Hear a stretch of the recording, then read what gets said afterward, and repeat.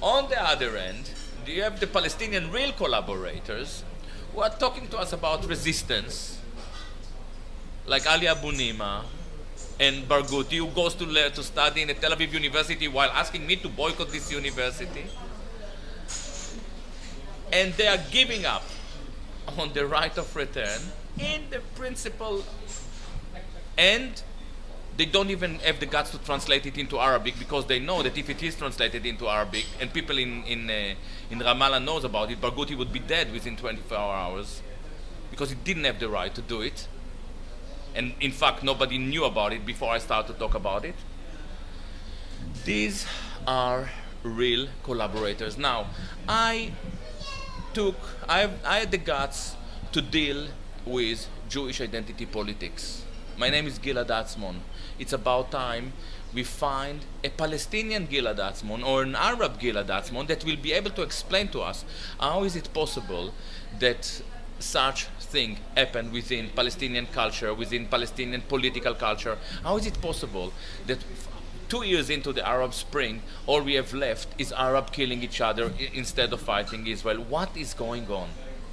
You know, and this is very problematic issues. These are very painful issues, and I think that I hope that soon enough there will be both Palestinians and Arab intellectuals that will take this topic.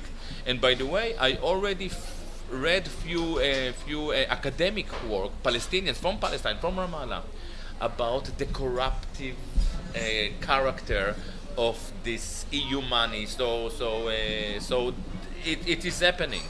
It is happening. You know, I know that BDS are fighting me for saying it. They really have zero chance to win here. Their betrayal, the betrayal of BDS in Ramallah is documented, and it is so well documented that they cannot even change it. I can only win here, and I can only win in every battle that I've ever taken, because if I take a battle, it's because I believe myself to be right, not politically right, ethically right.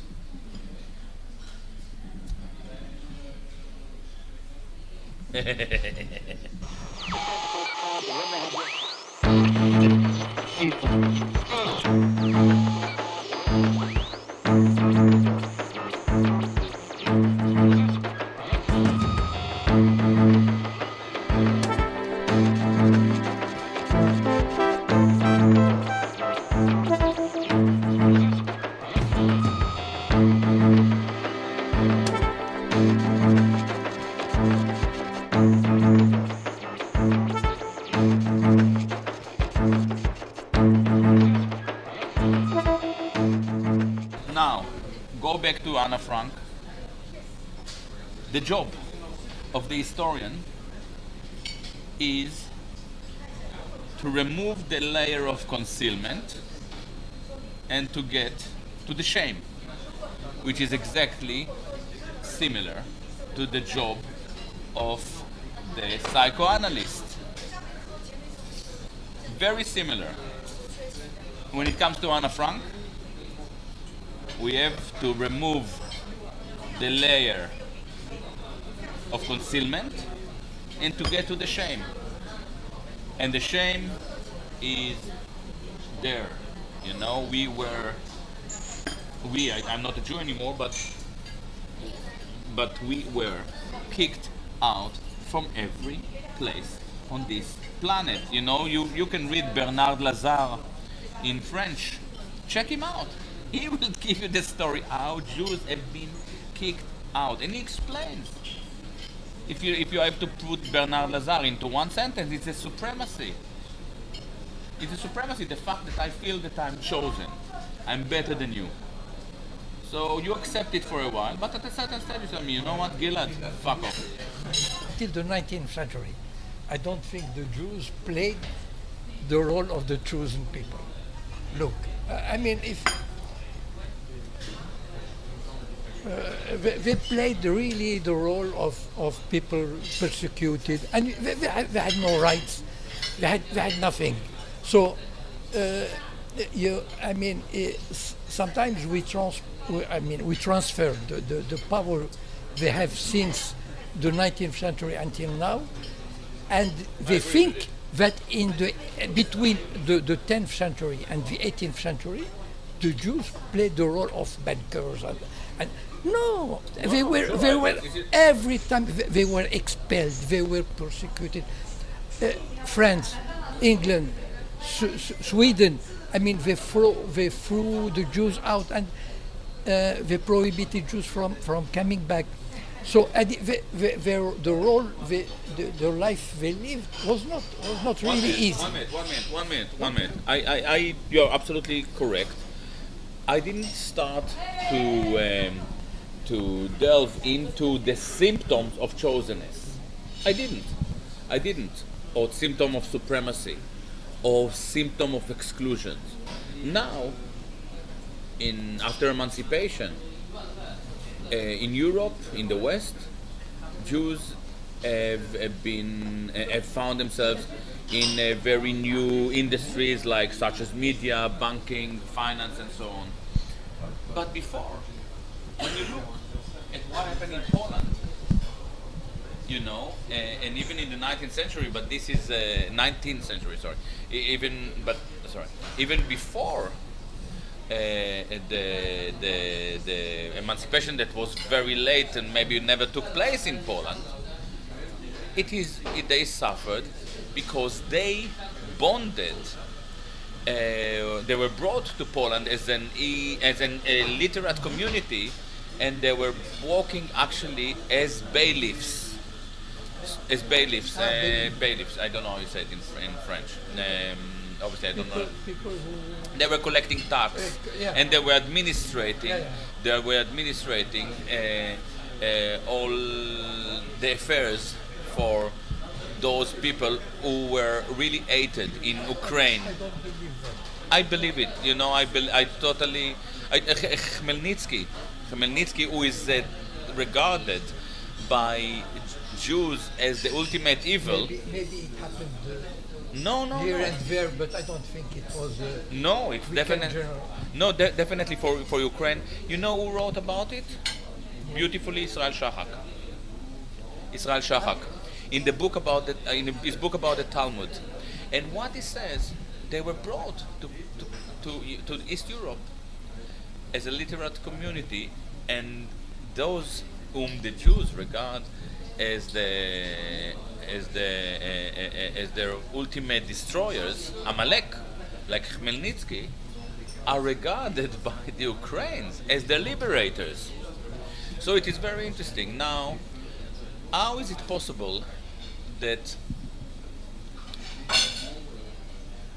and this is something that we see with the Palestinians. I just came back from Argentina. I met a lot of people of Lebanese descent, Syrian descent. They tell me, I'm Druze, I'm Alawi, I'm Shiite, I'm Sunni, Palestinians. They live first generation, second generation. They become part of the community. They become part of the Argentinian people. And my publisher told me, listen, I'm Argentinian. But your name is Saad. I said, yeah, this is my name, but don't call me Syrian or Lebanese. No. When it comes to Jews, Khazarian Jews, or their origins actually in somewhere near Armenia, regard themselves as Jews who are connected to a promised land after 2,000 years. And this is, again, something very unique, and this is enough for them to live in a form of spiritual and metaphysical detachment from their surrounding landscape, social landscape. What do I mean? Even within the left, within the pro-Palestinian movement, we have the Jews operating separately. And when it comes, if we are talking now in France, when it comes to a group that is run by people who are ethnically Jewish but don't operate as Jews, like Olivier Zemmour and Nicolas, and in this case, for me, Olivia was a second category. I divide my work, the Jews who identify as Jews, into three categories. First, those who believe in the Torah, those who are ethnically Jewish, and those who regard themselves primarily Jewish. And I say, my really work is only on the third category. People can be part of the three categories. For instance, a settler Jew from Brooklyn lives in Beth El in the West Bank is probably a religious guy. He believes in the Torah. He is of Jewish descent, and he sees himself primarily as Jewish. But the people in JFP, what is the name of the French Jewish? They usually don't believe JFP. They don't believe in the Torah, but they regard themselves as Jews by descent, by ethnicity, and they definitely regard themselves as primarily Jewish. This is why they operate for Palestine. No, I don't agree. I think Sorry, so. So why do? So why? Look, they regard themselves as Jews. Why? Because they were born as Jews. That's it. I mean, you give to this fact, small fact, a big echo. Why? Because I take my example. I say I am Jewish, okay, and I have an identity, but it's because I was born and I was raised as a Jew. Now I have something left into this identity which represents maybe 10% of my whole identity, because I am anarchist, I am anti-imperialistic, and so on. But as a Jew, I don't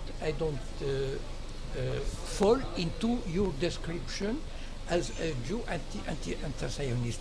I don't play the role of the Jew who believes in the tribal identity, and this is a very good exercise. And some people in UJFP, which I côtoyé, I met some. Yeah.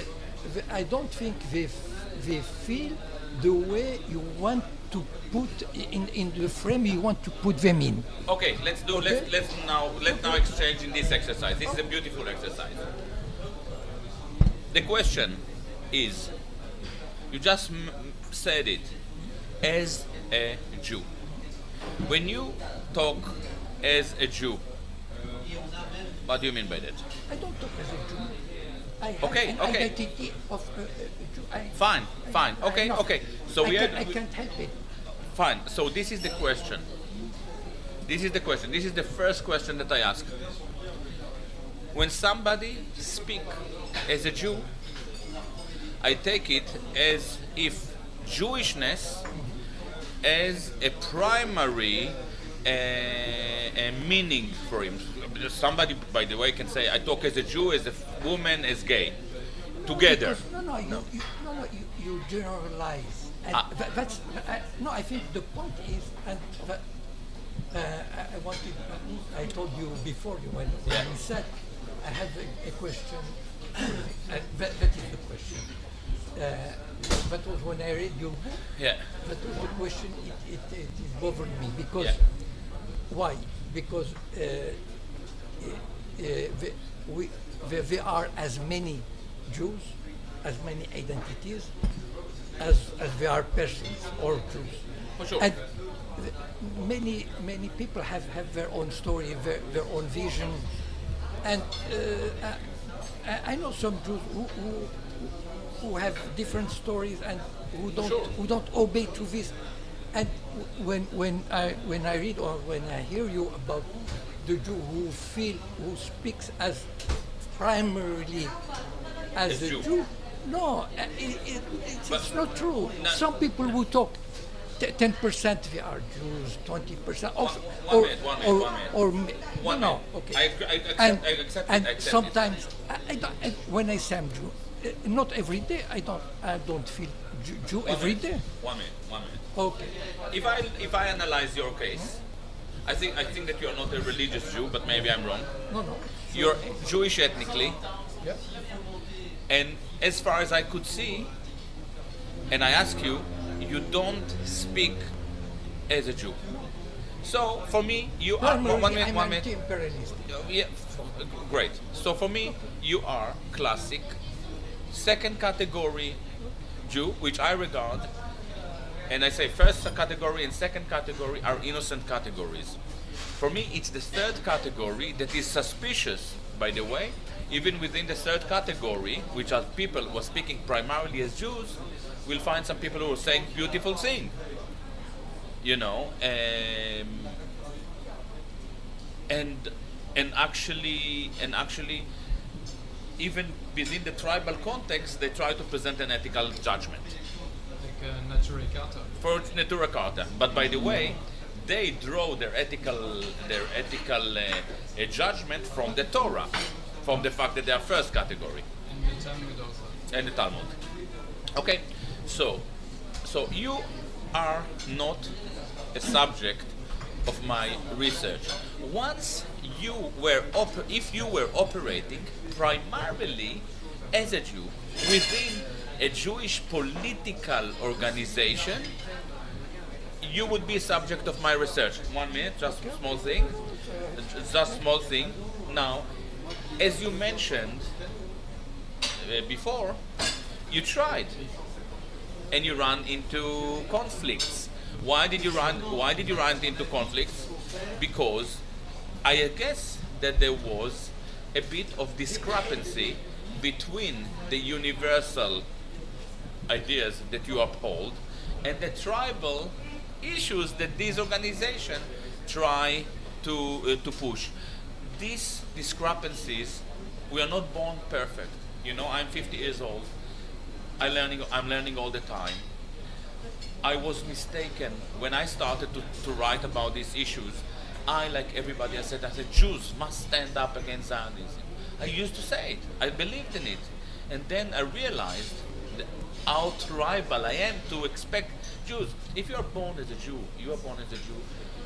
Israel is not your problem. It could become your problem if you support it. But if I demand your opposition, it means that I demand you to operate as tribal. It's your choice.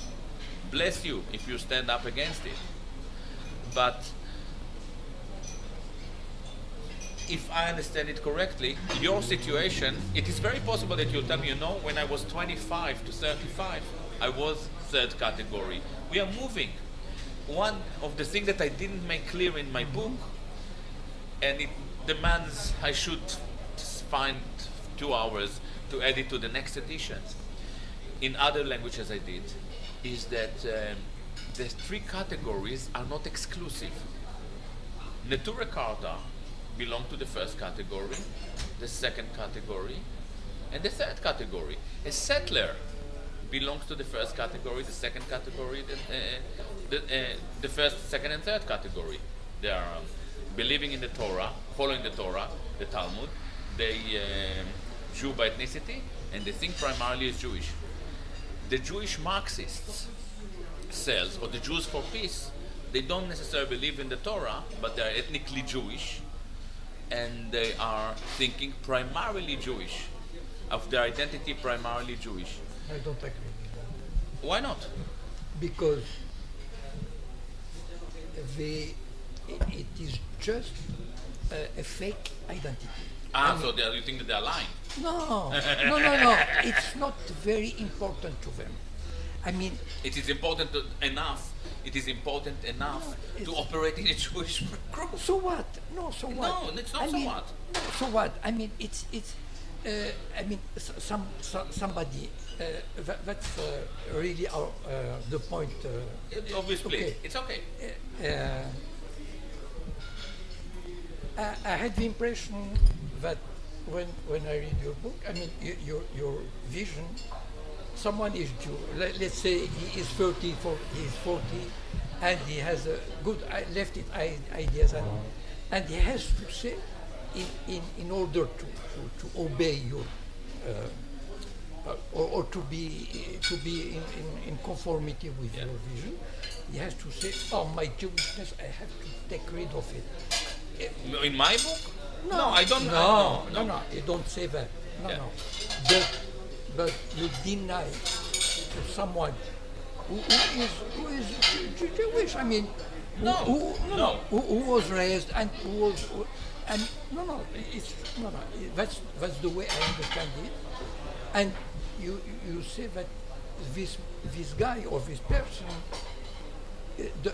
has not the right. I mean, he has to stay out of his Jewishness. No. If not, If not, he belongs to this tribal identity. Yeah. Okay. I understand now. I understand your problem. Okay. I'll be very clear. I'm not a politician. I'm a philosopher. I'm not an activist. I'm a thinker. I don't expect. I'm a novelist. I know. I took a snapshot of this political discourse. I say, if you, I don't say if you, Jacob, if you, anyone, X, Y, Z, is operating politically as a Jew, and everyone who is operating within a Jew's only cell is operating as a Jew. There is no doubt about it. I really want to know what is it that you refer to. Because if people told me, as a Jew, I'm against, as a Jew, I believe in humanism. And I say, sorry, if as a Jew, you believe in a lot of things, but humanism maybe is not one of them. Because the notion of humanism within Jewishness is not universal, it's tribal. So you have to be very specific. When you say as a Jew, you have to tell me exactly what you are. Now. And you will receive 1,000 answers a little It's bit okay. different. I can cope. I can cope with diversity. I can cope with diversity. But I've never, by the way, I asked this question for now 15 years, and I never received a single eloquent answer. Judith Butler wrote a book about it, and it is embarrassing to admit how stupid it is. Because when Judith Butler tries to present a Jewish identity, she goes to Arendt, she goes to Hannah Arendt, she's quoting the most beautiful, to Einstein, she quotes the most beautiful ideas, but none of them are Jewish. Hannah Arendt was a universalist in spite of being a Jew. In spite of being a Jew, because she was raised as German. So she was succumbing to universal thought. You know, it is embarrassing. You know, Judith Butler is like, you know, you would expect her to be slightly more careful, but she is as stupid as the rest of them. It's very embarrassing. Until now, I've never come across a universalist, and I'm going to shock you now. I didn't come across a universalist Jewish attitude. Zionism was the early Zionism, obviously, was the first attempt to present a Jewish universal thought. And obviously, you know, it collapsed. They wanted to make the Jews people like all other people. They said, we are bourgeoisies, we are capitalists, we are usurers, we will go to the land, we will work. It was beautiful. 2 weeks later, they found out that the Palestinians were cheaper, and this was the end of it. So actually Zionism is the only, early Zionism, is the only universalist Jewish attempt. And you can read the Chad Ha'am and look into it. Now, but there is a bigger discussion here, because Jewishness and Jewish politics is just one example of it's just one example of marginal politics, and I'm telling you something that is slightly embarrassing. And this is where I'm going now with my next book. What is marginal politics? Marginal politics is an attempt to divide our society into groups of people who talk as a Jew, as gay, as black, as Arab, as Muslim, as a woman, as stupid. Now, people from the personal perspective, that, oh, I talk as a gay. So you rather immediately see yourself as part of a bigger collective. As a Jew, you're not alone anymore. You're part of a collective. And you think that you are more authentic, but it is actually the complete opposite. When you talk as a something, X, Y, Z, gay, Jew, woman, black, you stop thinking as an authentic Gilad, Jacob, Jonathan.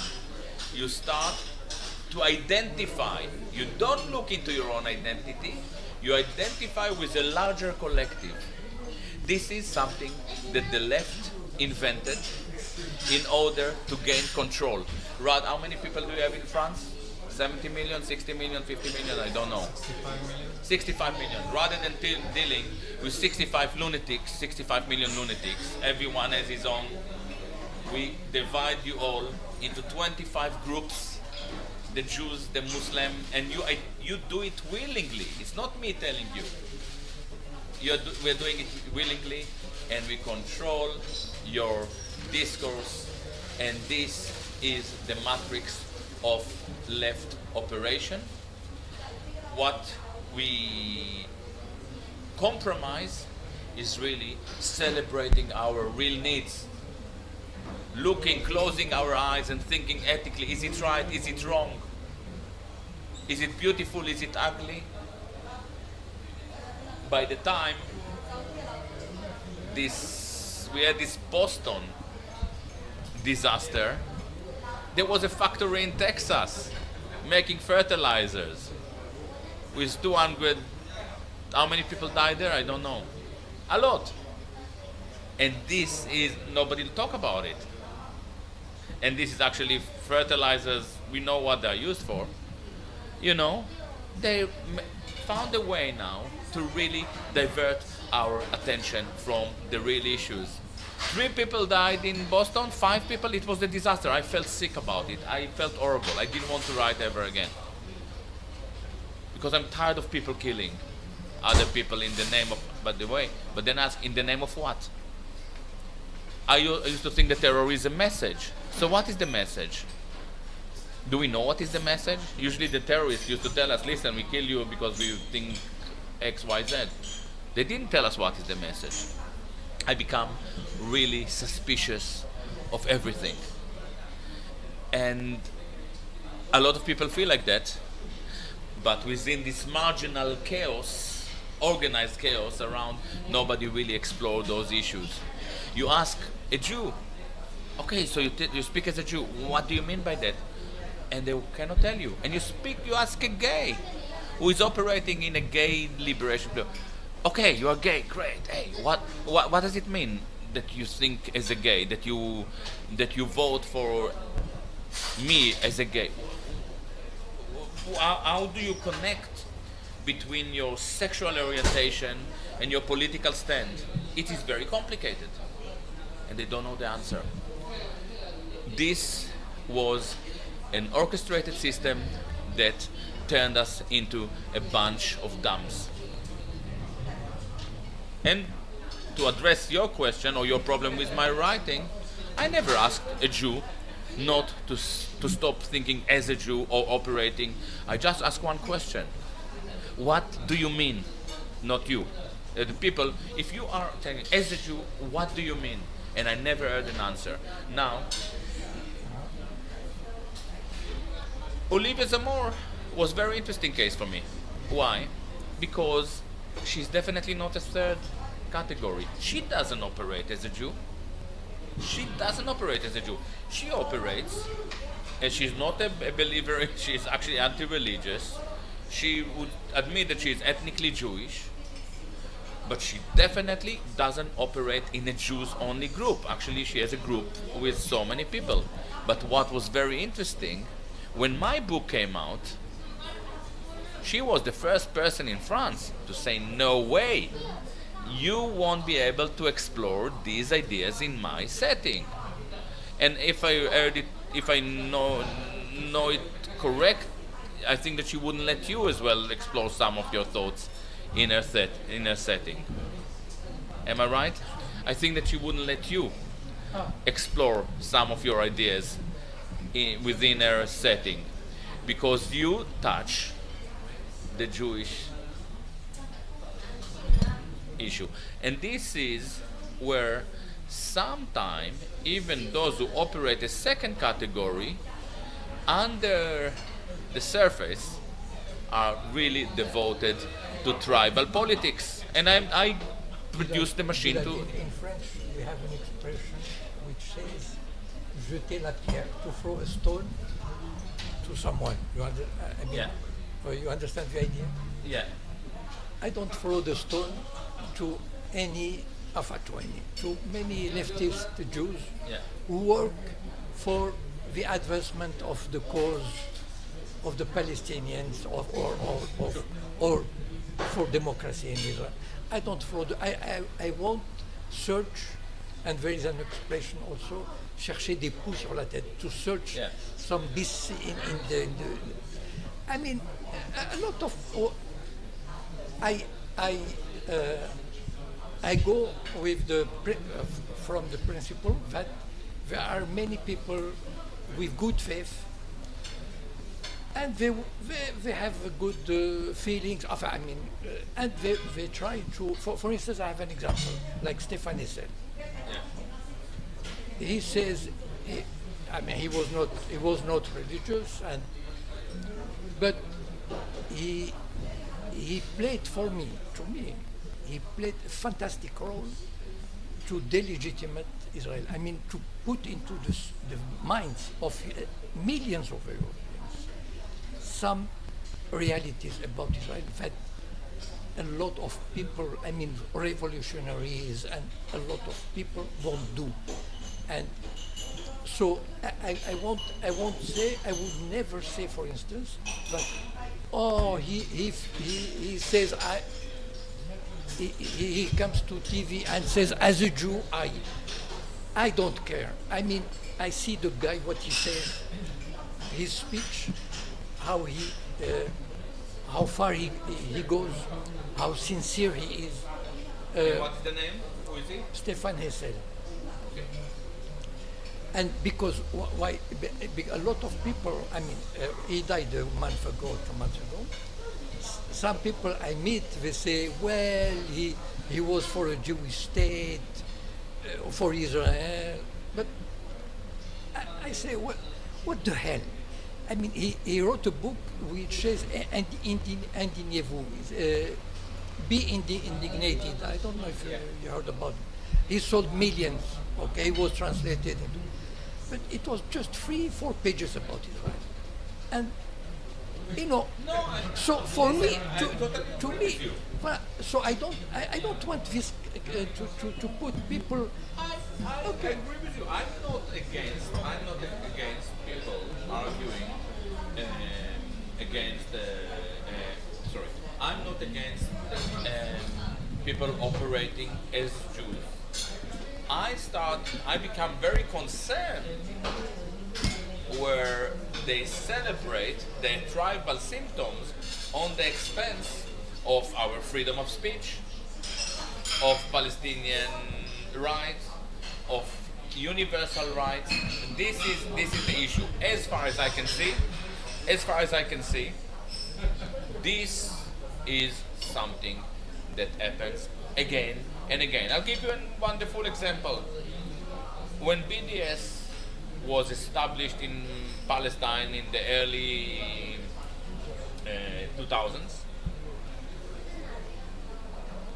2002, 2003, it was very clear that the movement, that Palestinian movement, called for the destruction of the Jewish state, not the destruction of the Jews, not to throw the Jews to the sea.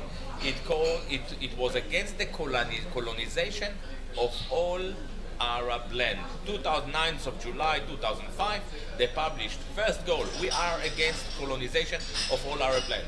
This means that Lod, Ramle, Jaffa are Arab lands and colonized by Israel. Bizarrely enough, in 2010 or 2009, this was changed in English. By the way, we have to find out if it was changed in France.